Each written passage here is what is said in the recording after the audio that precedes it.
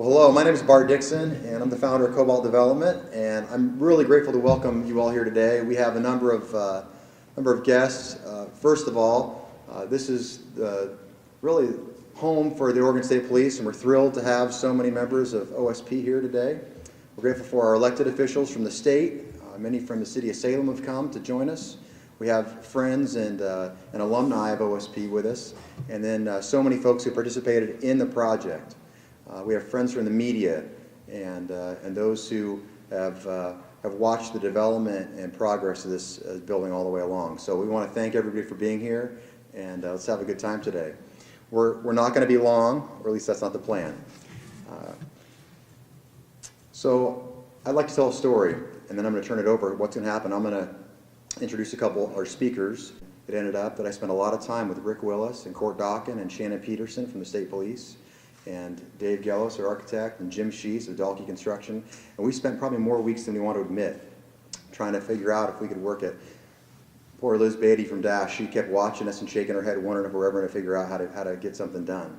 But over time, we figured out that we could do something. And then a large team of people rallied together to make this happen. I will note that we signed a lease for this project in September of 2014, and they started working out in buildings 2 and 3 in April of 2016. So how about a round of applause to our permitting officials, our builders, our designers, our subcontractors, and everybody who did that.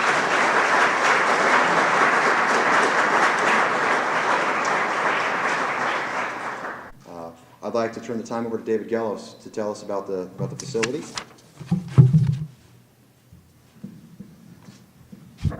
Thank you, Bart. It was just yesterday that OSP personnel got to see the facility for the first time, at least most of them for that matter.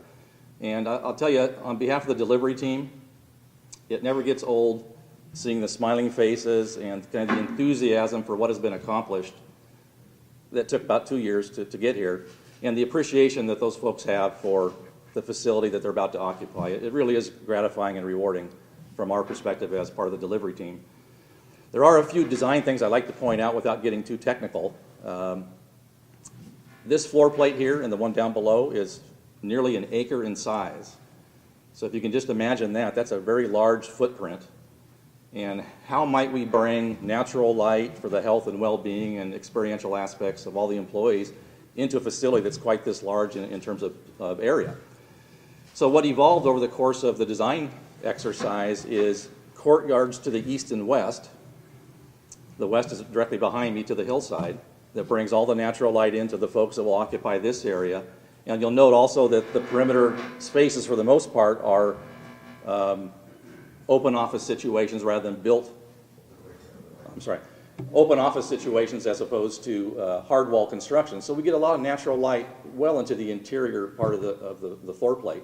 We're about 100 feet from the perimeter if you go north and south, so it's quite a significant dimension to wrestle with in terms of programming and the proper functional adjacencies.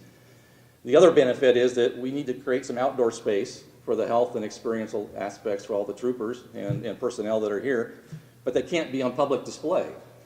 So each of these courtyards provide visibility to the outside, a moment for fresh air to help kind of re-energize and have impromptu meetings and so forth, but become a real significant part of the, I guess the heart and soul of the building is right through this central position right here. So very purposeful, and I think it turned out great. So as Bart mentioned, thank you to the entire team. The thank yous, the list of thank yous just goes on. Good morning.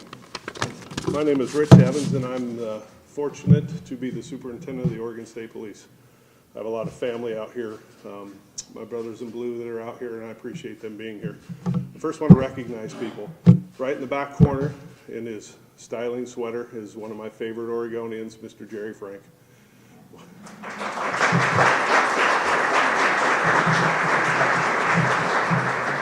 Mr. Frank has to, another engagement, he needs to go sign books, so I wanted to make sure he understood that. And I want to recognize the gentleman next to him, Mr. Dennis Beetham and his wife, and then Tim McLean. And the reason I want to do that is they're part of the Oregon State Police Foundation.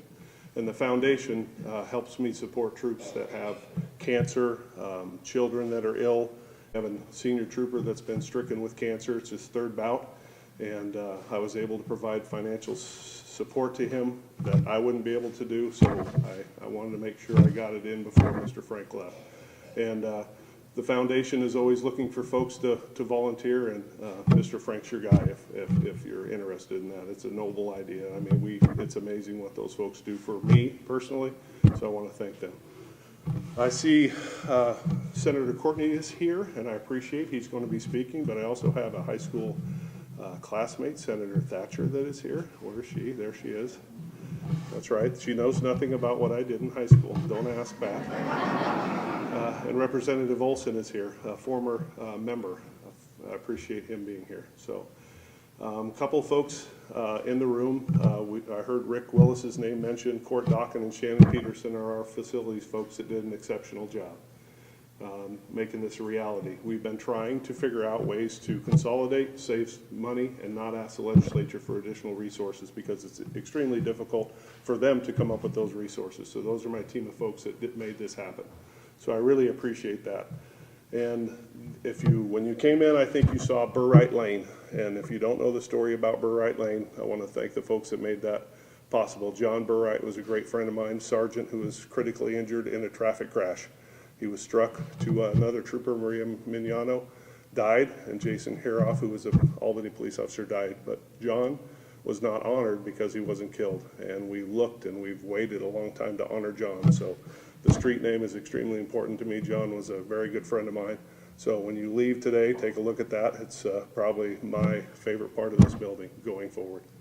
So it's my honor now to introduce Peter Courtney, Senator Courtney. Last time I saw Senator Courtney, he was yelling at me.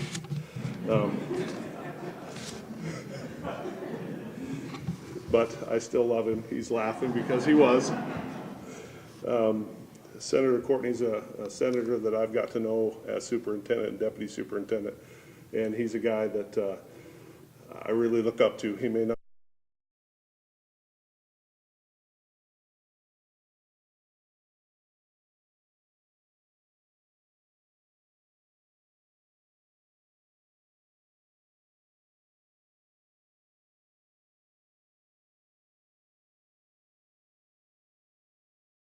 I noticed, I got scared because when I came around, you know, the little street that goes right here called Trellstapp, which we almost don't know, there was nobody parked over here. I went, oh, they've changed the location. This isn't right. I'm done.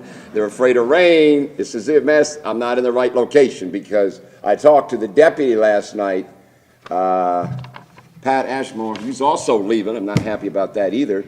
Let him know that. He said, well, we got this all under control. So I had a start. But I'm going to brag a bit. I learned something from the state police. I learned that you got to show identification to come into a building. So I got my identification. Didn't need it, but that's why if you say, what is that fool wearing this for? Because they taught me that.